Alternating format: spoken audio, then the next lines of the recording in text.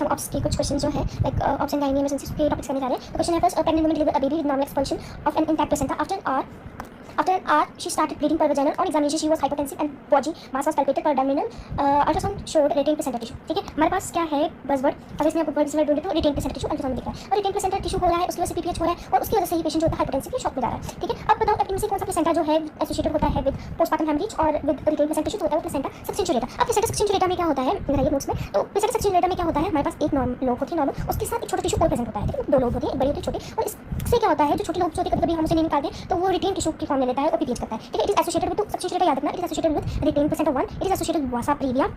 ठीक है, third is endometritis, ठीक, कुछ इन्फेक्शन के साथ भी लिंक होता है। ठीक है, and once more subinvolution of the uterus and placenta polyp. ठीक है, याद रखना, कभी भी भूल से नहीं। ठीक है, and then there is bilobed, option में देखो कौन कौन सा है, बाइलोब्ड। बाइलोब्ड में क्या होता है, बाइलोब्ड में दोनों लोब्स जो होती हैं सेम उसकी होती हैं, साइज की होती है, प्रोपोर्शनल होती है। फिर आता है सर्कममार्जिनेट प्लेसेंटा। सर्कममार्जिनेट में देखो ये मेरा फीटल साइड है, ये मेरी मैटरनल साइड है। मैटरनल साइड छोटी सी दिखती है, लाइक छोटी सी, और फीटल जो होता है वो बड़ा दिखता है। और सर्कमवैलिएट में क्या होता है, थिक फाइब्रस टिश्यू होता है और इसमें प्लेसेंटा जो होता है उसका पार्ट छोटा होता है, मैटरनल पार्ट जो होता है वो बड़ा होता है। अब मैटरनल पार्ट को और फीटल पार्ट को क्या बोलेंगे, मतलब डिनोट किया जाता है। ठीक है, तो chorion plate and basal plate. Chorion plate जो होता है, याद रखना, कोरियन प्लेट जो होता है वो प्लेसेंटा के लिए यूज होता है, बेसल इज मार्क के लिए। ठीक है, ठीक है जी, करें स्टार्ट।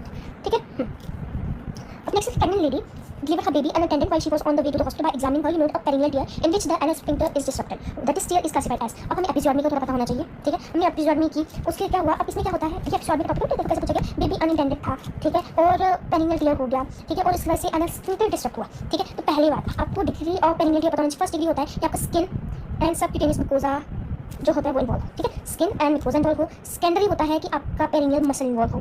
थर्ड डिग्री होता है स्फिंक्टर। तो क्रक्स क्या है, स्फिंक्टर, स्फिंक्टर याद रखना, ए बी कभी 3 बी देते हैं, लेस देन 50% होगा एंड मोर देन 50% होगा। एंड फोर्थ डिग्री क्या होता है, इट्स रेक्टम टॉन। ठीक है, रेक्टम को इंजरी हो जाती है। ठीक है, अब हमारे अब इधर देखिए, अब एक बहुत हाई चीज़ में बताने जा रही हूँ आपको। तो इसमें क्या होता है कि जो फर्स्ट डिग्री होगा, सेकंड डिग्री होगा, तो आप उसको लेबर रूम में ट्रीट करेंगे, रिपेयर करोगे आप लेबर रूम में। बट अगर आपका एनल स्फिंक्टर जा रहा है, अगर आपका रेक्टम जा रहा है, तो आप उसको रिपेयर करोगे ओटी में। अगर ये भी एक कंडीशन है, अगर आपका perennial tier second degree, third degree and fourth degree होता है, तो हम अगर इसको आइडेंटिफाई कर लेते हैं लाइक लेस देन 24 आवर और ड्यूरिंग लेबर रूम। ठीक है, लेबर रूम में अगर इसको कर लेते हैं तो हम इसको इमीडिएट रिपेयर करेंगे। ठीक है, बट अगर ये मोर देन 24 आवर में प्रेजेंट होता है तो हम इसको रिपेयर करते हैं आफ्टर 6 वीक्स।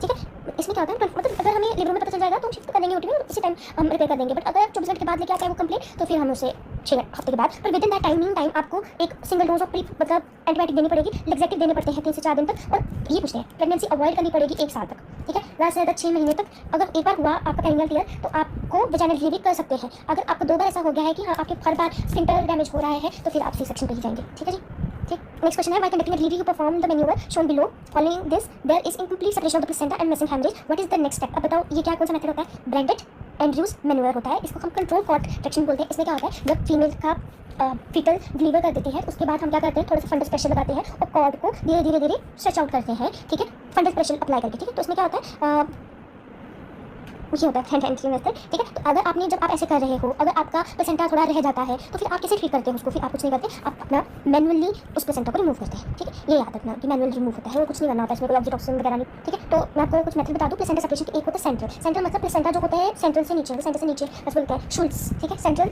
शुल्स, C=S क्या पढ़ा था, रेनीस नहीं वर्स में पढ़ा था। ठीक है, मैंने क्या पढ़ा था। सेंट्रल में क्या होता है कि सेंट्रल पार्ट नीचे आ जाता है। मार्जिनल जो होता है इसमें क्या होता है, मार्जिन से सेपरेट होना स्टार्ट हो जाता है और इसमें हाँ ब्लीड सबसे ज़्यादा किसमें होता है, तो इसमें मैथ्यूस में ज़्यादा ब्लीड होता है। और शुल्स में क्या होता है, वो पीछे एक रेट्रोस यूट्रल क्लॉट बन जाता है, मतलब कलेक्शन ऑफ क्लॉट ही बोलेंगे, लाइक कलेक्शन ऑफ ब्लड हो जाता है। ठीक है, ये याद रखना, 2 मेथड सेंट्रल है वो शुल्स कहते हैं, मार्जिन का मैथ्यूस होता है। ठीक है, ठीक है, तो एक और चीज़ याद रखना शुल्स में कि इसमें शाइनिंग पार्ट की पार्ट जो होता है, यहाँ इसमें डंग में याद रखना डर्टी मदर। ठीक है, याद रख सकते हो। ठीक है, next is in case of atonic PPH, a methyl prostaglandin F2 alpha derivative was given every 15 minutes as a eutotonic. What is the maximum number of times the drugs can? ठीक है, तो इसमें किसकी बात हो रही है, देखो आपको कुछ प्रोस्टाग्लैंडिन्स के बारे में पता होना चाहिए, like E1 prostaglandin F2 and prostaglandin F2 alpha.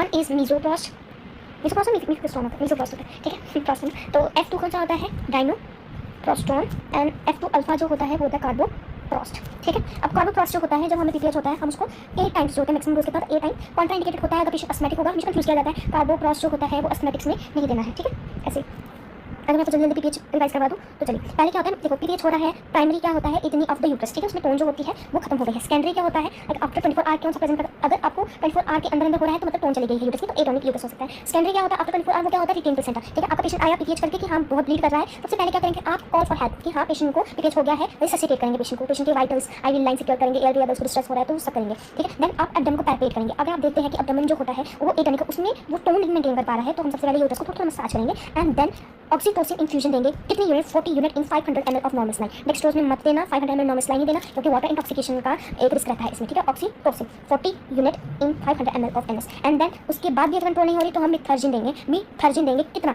0.2 milligram IM every 2 to 4 hour, ठीक है, एवरी 2 to 4 आवर। फिर जरूरत पड़े तो ब्लड ट्रांसफ्यूजन करेंगे। तो याद रखना ब्लड ट्रांसफ्यूजन सबसे पहले नहीं देते हम, ठीक है। ये हम जब हमें ड्रग्स दे दिया, ऑक्सीटोसिन दे दिया, मिथर्जिन दे दिया, उसके बाद हम देखते हैं। अगर तो भी नहीं रुक रहा फिर ट्रैक्साल हम कंसीडर करते हैं, ठीक है। मिथर्जिन का एक चीज़ याद रखना कि अगर आपको बीपी का कोई इशू है, हार्ट हाइपरटेंशन है, अगर कार्डियोवैस्कुलर डिजीज है, कोई RH negative, I repeat RH negative वो है, प्रेगनेंसी है, PIH है, ट्विंस है, एनीमिक है, तो आपको मिथर्जिन नहीं देना, ठीक है। कॉन्ट्राइंडिकेशन पूछते हैं तो उसमें क्या होगा, मिथर्जिन से होती है उसमें टेटेनिक कॉन्ट्रैक्शन हो जाती है विदाउट रिलैक्सेशन। ऑक्सीटोसिन जो होता है नेचुरली एक्ट करता है, वो जब कॉन्ट्रैक्शन देता है उसके बाद एक रिलैक्सेशन फेस भी देता है, इसमें रिलैक्सेशन फेस नहीं है, इसमें कॉन्ट्रैक्ट करता रहता है, ठीक है। फिर अगर आपने देख लिया ऑक्सीटोसिन भी दे दिया, मिथर्जिन भी दे दिया, नहीं फर्क पड़ रहा, तो आपने फिर से देखना है, फिर से यूट्रस एटोनिक है, हाँ जी है, फिर आपने आ जाना है कार्बोक्रॉस के पास। कार्बोक्रॉस देना है, अब कितना देना, 250 माइक्रोग्राम, ये वैल्यू से याद रखना, 40 इंटरनेशनल यूनिट देने हैं ऑक्सीटोसिन के, मिथर्जिन 0.2 mg देना है एंड कार्बोक्रॉस जो होता है वो 250 माइक्रोग्राम देना है IM, और हर वो 2 से 4 घंटे था, ठीक है। ये हर 15 मिनट मैक्सिमम पूछते हैं, क्वेश्चन लगा लीजिए, 8 डोजेस देते हैं और इसमें हम 800 माइक्रोग्राम, ठीक है, ये याद रखो क्योंकि एंटी में लग डोज हो जाता है, इसमें लग हो जाता है, तो इसमें 800 माइक्रोग्राम, ये जो दूसरे है माइक्रोग्राम है, 250 एंड 800 माइक्रोग्राम। रेक्टली भी दे सकते हैं, पर ओरल भी दे सकते हैं, सबलिंगुअल भी दे सकते हैं। फिर से देखिए ड्रग्स देख लिए नहीं फर्क पड़ रहा जी। फिर क्या करना है, uterine,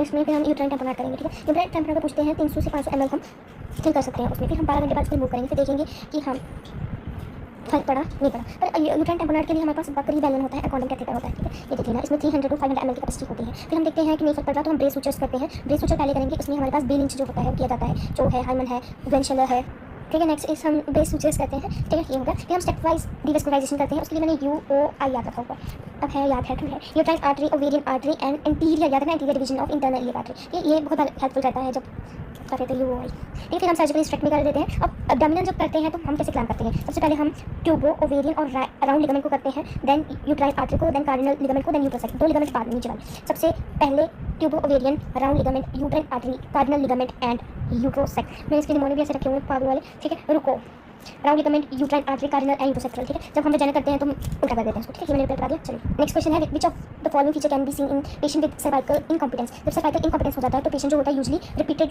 mid trimester pain cervical dilatation से आता है आपके पास, ठीक है। तो चलिए पढ़ते हैं cervical incompetence. Cervical incompetence is the most common cause of recurrent pregnancy loss. अब रिकरेंट प्रेगनेंसी लॉस हम क्या बोलते हैं, जब मोर देन 3 कॉन्सिक्यूटिव प्रेगनेंसी लॉस हो रही है, लेस देन 20 वीक्स, ठीक है। लेस देन 20 वीक्स में मोर देन 3 हो गए हैं, ठीक है। Cervical incompetence most common cause of recurrent pregnancy loss.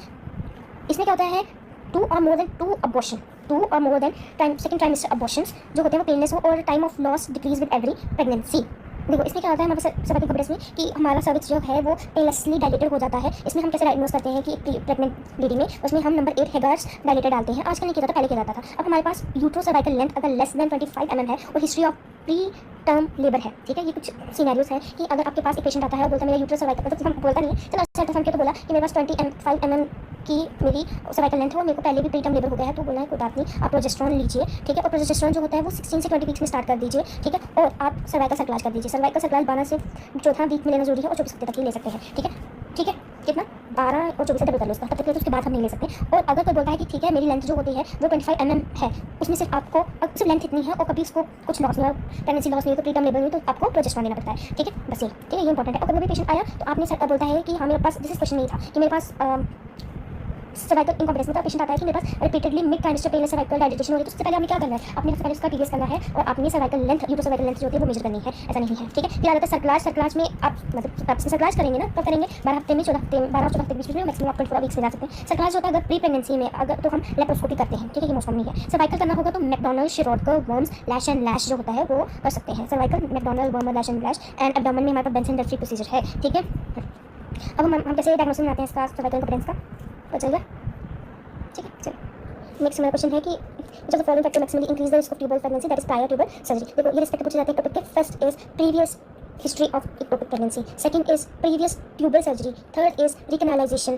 ठीक है, fourth is PID, fifth is infertility, 8 endometriosis, smoking, late conception after 40 years, IUD, POP, ठीक है ये, ठीक है। अब हमारे पास जेस्टेशनल एज, अब पूछा pregnant women is diagnosed with unruptured ectopic pregnancy, which of the following is not an indication for expected management. Expected management हम तब करते हैं, इसलिए हम क्या करते हैं, सिंगल डोज ऑफ मेथोट्रेक्सेट देते हैं। अब हम कब देते हैं, जब हमारे पास बीटा HCG लेस देन 1000 हो, ठीक है, और बीटा HCG जो है वो फॉल करे जा रहा है। ये दो मेजरली, ये 2000 और 4 याद कर लेना कि फीटल साइज, जो उसका फीटल का जेस्टेशन साइज है वो 4 सेंटीमीटर होना चाहिए, और उसकी कार्डियक एक्टिविटी नहीं होनी चाहिए, और ब्लीडिंग नहीं होनी चाहिए, मदर स्टेबल होनी चाहिए, ठीक है।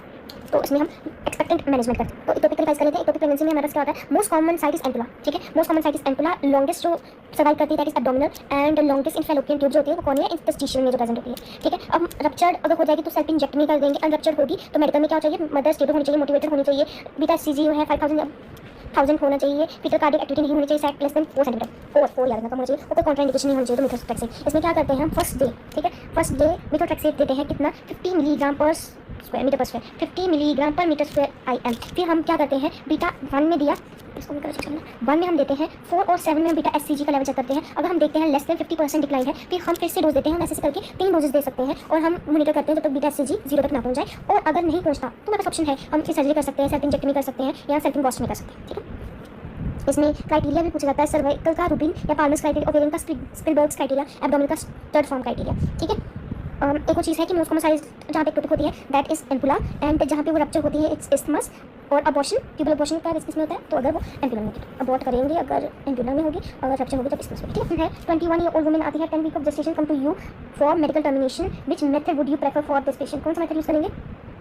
तो ये हमारा फर्स्ट ट्राइमेस्टर है, ठीक है। फर्स्ट ट्राइमेस्टर में हम मीसोप्रोस्टोल एंड मीफेप्रिस्टोन देते हैं, ठीक है। इसमें क्या होता है, तो डे 1 होता है, उसमें हम बोलते हैं पेशेंट को अब 200 mg की मीफेप्रिस्टोन ले लीजिए, और आप मिनिमम 24 आवर्स, या यूजली से बोलते हैं कि ठीक है आप अभी आज ले लिया आपने 200 mg की मीफी, एंड देन 24 से 48 आवर के बाद आप मीजो दे दो इस पेशेंट को। मीजो कितनी देनी होती है, 800 माइक्रोग्राम। वेजाइनल भी रख सकते हो, सबलिंगुअल भी रख सकते हो, बक्कल भी रख सकते हो, और आपको कंफर्म करना है कि आपकी MTP हो गई है एट डे 40, ठीक है। अल्ट्रासाउंड करवा लीजिए, ठीक है। तो वेरियस मेथड है MTP के, तो फर्स्ट टाइम में हम मीफी दे सकते हैं सिंपल, मीफी और मीजो का कॉम्बिनेशन दे सकते हैं मेडिकल में, ठीक है। मेथोट्रेक्सेट एंड मीजो भी दे सकते हैं, एमोक्सिफिन भी दे सकते हैं मीजोप्रोस्टोल के साथ, ठीक है। देन अगर सर्जिकल मेथड होगा तो मेंस्ट्रुअल रेगुलेशन, वैक्यूम MVA जो थी, ठीक है, सक्शन एंड पिरेटाज कर सकते हैं। 13 से 20 वीक्स नहीं होगी तो मीजो मीफी सेम कर सकते हैं, डायनापोज कर सकते हैं, और इसमें डायलिटेशन एंड इवैक्यूएशन कर सकते हैं, surgical intra uterine installation of hyper osmotic solution, oxytocin information hysterectomy कर सकते हैं, ठीक है। MTP देखो, इसमें मैं आपको बताती हूँ फैक्ट्स क्या है question. 30 year old G4A3 gravida for abortion 3 women had a history of miscarriage at 8 weeks, the second miscarriage at 11, ठीक। इसे बोला फर्स्ट, इस क्वेश्चन में इस पेशेंट ने कहा हिस्ट्री दी हुई है कि मिसकैरेज होता है एट 8 वीक्स, सेकंड मिसकैरेज होता है 11 वीक्स, और with low cardiac activity, and a third pregnancy at 24 week with preterm delivery due to early onset preeclampsia. अगर आप ये लाइन नहीं देखोगे आपको क्या लग रहा है, सिफिलिस चल रहा है, बट सिफिलिस को रूल आउट करना पहले, ठीक है। तो उसके लिए रूल आउट करना पहले देख लेना, एप्ला तो नहीं है, क्योंकि एप्ला में ये कंडीशन देखने को मिलती है कि प्री टर्म डिलीवरी हो जाती है ड्यू टू PIH, ठीक है, ठीक है। तो एप्ला सिंड्रोम क्या कहता है, इसका क्राइटेरिया है मॉडिफाइड सिडनी और सेपोरो क्राइटेरिया। इसमें बोलता है आपको लैब क्राइटेरिया पता होगा, anti cardiolipin antibody, lupus anticoagulant, anti beta 2 glycoprotein, और इसमें हम 2 टेस्टिंग करते हैं 12 वीक्स अपार्ट, कौन सी cardiolipin, anti coagulant, beta 2 glycoprotein के एंटी, ठीक है। 2 बार टेस्ट किया, बार हफ्ते के गैप के बाद, ठीक है। वेस्कुलर थ्रोम्बोसिस, अब इसकी प्रेगनेंसी की क्या क्लाइटेरिया क्राइटेरिया क्या है कि आपको हिस्ट्री होनी चाहिए कि वेस्कुलर थ्रोम्बोसिस हुआ है, प्रेगनेंसी में की मॉर्बिडिटी हुई है, प्रेगनेंसी मॉर्बिडिटी मतलब more than 1 unexplained death of morphological normal fetus at 10 weeks, ठीक है। मोर देन 1, ठीक है, एक से ज़्यादा चाइल्ड अनएक्सप्लेन्ड डेथ हुई है मोर देन 10 वीक्स में, ठीक है। Then next is more than 3, एक है more than 1 at more than 10 weeks, एक है more than equal to 3 unexplained consecutive spontaneous abortion at less than 10 weeks and more than 1 premature delivery at 34 weeks। ये confuse करते हैं इसके साथ, ठीक है। 36 वीक्स दे देंगे, कुछ देंगे, more than 1 premature delivery at less than 34 week due to eclampsia या प्रीक्लेम्शिया, और प्लेसेंटल इनसफिशिएंसी भी हो सकती है, यूवी नहीं है, PIH ढूंढने लग पड़ो, ठीक है। प्लेसेंटल इनसफिशिएंसी भी हो सकती है। तो इसमें डायग्नोस करने के लिए एक क्लिनिकल एक लैब क्राइटेरिया होना चाहिए, और हमसे ट्रीट करेंगे विद हेपेरिन एंड एस्पिरिन, ठीक। अब एंटीकोगुलेंट इन प्रेगनेंसी हम क्या देते हैं, बहुत जरूरी है, पूछा जाता है। अप टू 12 वीक्स हम हेपेरिन दे सकते हैं, 12 टू 36 वीक में हम वारफेरिन देते हैं, क्योंकि वारफेरिन पहले देंगे तो फीटस के लिए वो खतरनाक है। 12 से 36 वीक्स में हम उसको वारफेरिन दे सकते हैं। तो आफ्टर 36 वीक टू डिलीवरी हम उसको लो मॉलिक्यूलर वेट हेपेरिन को देते हैं, क्योंकि ये हम on the day of delivery जो है वो दे सकते हैं, और अनफ्रैक्शनेटेड हेपेरिन जो होता है वो 4 आवर्स प्रायर डिलीवरी बंद कर सकते हैं, ठीक है। पोस्टमार्टम क्या करना है, आपको ब्रिज देना पड़ता है। आप डायरेक्टली कभी भी कहीं पे भी, नॉट इन प्रेगनेंसी, कहीं पे भी वारफेरिन पहले स्टार्ट करके आप बोला ऐसा दिखता नहीं दिखता है, आपको पहले हेपेरिन देना पड़ता है 5 दिन, उसको बोलते हैं हेपेरिन ब्रिज, फिर हमें स्विच करना पड़ता है टू वारफेरिन, ठीक है जी। ओके, तो ये थे हमारे क्वेश्चंस आज के। ये मैं डॉक्टर शैव्या कुची मैम है उन्होंने बहुत अच्छे से कंपाइल किए हैं, और दो नोट्स जो हैं 2024 के, तो मैं ऐड ऑन करती रहती हूँ, highly informative. So thank you.